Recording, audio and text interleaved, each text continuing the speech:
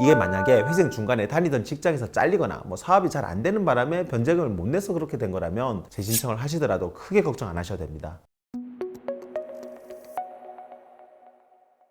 새로운 도약을 꿈꿉니다. 기사회생TV 김민수 변호사입니다. 개인회생 진행하다가 중간에 서류 제출을 못하거나 또는 변제금을 못 내서 회생이 기각 또는 폐지되는 경우가 가끔 있어요. 이렇게 중간에 통과가 안 되더라도 기각 폐지 사유가 뭐든 상관없이 언제든 회생을 다시 신청할 수는 있는데요. 그런데 이렇게 기각 폐지된 이후에 재신청을 하게 되면 맨 처음 신청했을 때랑 다른 점들이 몇 가지가 있어요. 그래서 오늘은 개인회생 재신청했을 때 달라지는 점은 뭐가 있고 특히 주의해야 될 점은 어떤 게 있는지 알려드릴 테니까 혹시 이전에 회생 신청했다가 기각 폐지된 분들은 영상 참고하시기 바랍니다.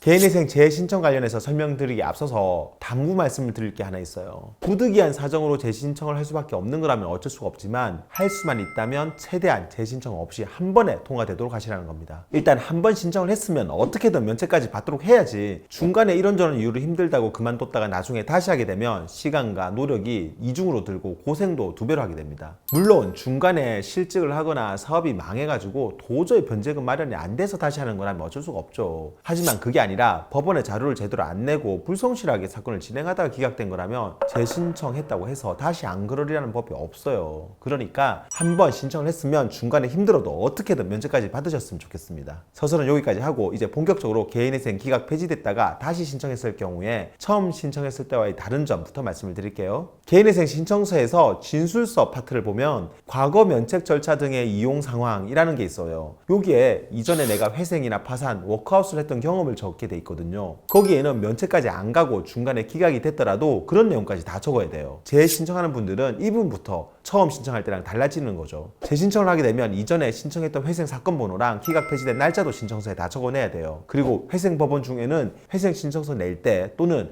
보정명령으로 자료 제출 목록이라는 걸 요구하는 곳이 있어요. 거기에 보면 그 법원에서 요청하는 서류 리스트, 그 다음에 구체적인 내용들이 적혀 있는데요. 그 내용 중에 이전에 회생 사건 때 제출했던 채권자 목록, 재산 목록, 수임 지출에 관한 목록, 회생 계획안, 보정명령, 기각 폐지 결정문, 기각 폐지 경위서 같은 걸 내라고 하는 게 있어요. 여기서 요청하는 서류들은 법원마다 조금씩 다르긴 한데 원칙적으로 자료 제출 목록을 요구하는 법원들은 과거 회생 자료들을 다 요청한다. 그렇게 이해하시면 돼요. 그러면 법원에서는 이런 서류들을 뭐 때문에 요청을 하느냐? 채무자가 이전에 신청할 때랑 이번에 신청할 때랑 무슨 변동사항이 있는지, 그리고 과거에 기각 폐지됐을 때 뭐가 문제가 돼서 그랬던 건지를 보려고 하는 거예요. 이때 이전에 기각 폐지된 사유가 뭐냐에 따라서 재신청하는 채무자의 대응법이 달라지는데요. 먼저 첫 번째로 변제금을 제대로 못 내서 기각 폐지된 경우입니다. 이게 만약에 회생 중간에 다니던 직장에서 잘리거나 사업이 잘 안 되는 바람에 변제금을 못 내서 그렇게 된 거라면 재신청을 하시더라도 크게 걱정 안 하셔도 됩니다. 기각 폐지된 이후에 다른 직장을 구하거나 사업을 접고 다른 데 취업해가지고 급여 소득자로 새로 회생 들어가는 거라면 그런 사정을 법원에 잘 설명하면 큰 문제 없어요. 설사 이전보다 변제금이 적어가지고 변제율이 낮아졌다 하더라도 실제로 내가 버는 소득이 줄어서 그런 거라면 괜찮습니다. 그러니까 이런 이유로 재신청하는 분들이라면 너무 걱정하지 말고 서류 잘 준비해서 다시 신청하면 됩니다. 대신 이번에는 지난번처럼 변제금을 못 내서 중간에 폐지되는 일은 없도록 하셔야 되겠죠. 그런데 문제는 두 번째 케이스입니다. 회생이 기각 폐지된 사유가 법원에서 보정명령을 내는데 그걸 제대로 답변 못 해가지고 기각된 경우, 특히 보정명령 내용 중에서 과거 계좌 거래 내역이나 카드 사용 내역에 문제가 있어가지고 그걸 청산가치에 반영하라고 했는데 그걸 못 해가지고 기각된 경우라면 재신청을 하더라도 이게 다시 문제될 수가 있습니다. 과거 회생 사건에서 받은 보정명령이나 기각 폐지 사유까지 제출하라고 하는 법원들이 많아서 이전에 내가 왜 회생 통과가 안 됐는지가 새로 신청을 하더라도 또 나오게 된다는 거죠. 그런데 낭비나 가소비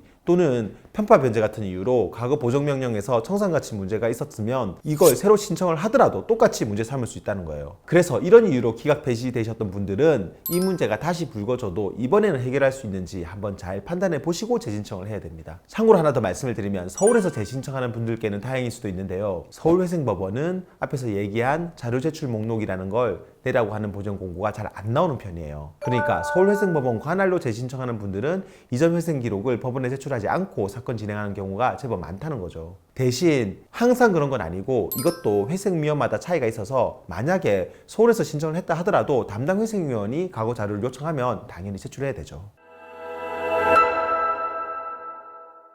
오늘은 개인회생 재신청에 대해서 설명을 드렸는데요. 면책을 못 받고 중간에 기각 폐지된 경우에 재신청하는 것은 기간이나 사유 제한이 없이 얼마든지 다시 할 수 있습니다. 다만 과거 자료와 차이점에 대해서 소명을 요구하는 법원들이 많으니까 그런 부분들은 미리 준비해서 재신청하시기 바랍니다. 오늘 영상 도움되었다면 구독과 좋아요 그리고 알림 설정 부탁드리고요. 추가로 궁금한 점 있으면 아래 댓글이나 법무법인 김앤 파트너스로 전화 주시면 친절히 답변 드리겠습니다. 다음에도 더 좋은 주제로 찾아뵙겠습니다. 감사합니다.